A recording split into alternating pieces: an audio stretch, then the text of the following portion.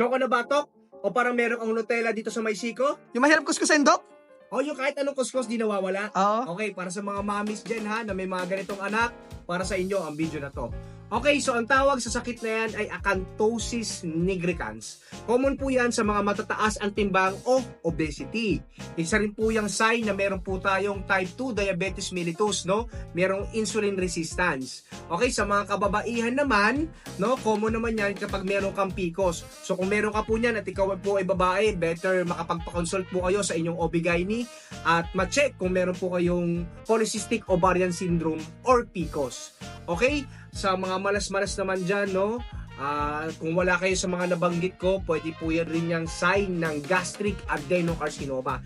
So, kung meron po kayong mga ganito, meron kayong choco na batok, o meron po kayong parang Nutella po dito na kahit anong gawin nyo, hindi matanggal, better po makapagpa-check up na po kayo at matest yung mga laboratories. Kapag na-treat naman yung underlying cause, for example, may type 2 diabetes ka at na-control yung sugar, eventually nawawala naman yan. Kung hindi naman po, kung magkakaroon po ng marking, just visit your dermatologist para mabigyan po ng mga cream or mga therapy para maalis po yung mga acanthosis nigricans. Okay? Hindi yan basta libag lang ha, magpakonsulta po kayo. Okay?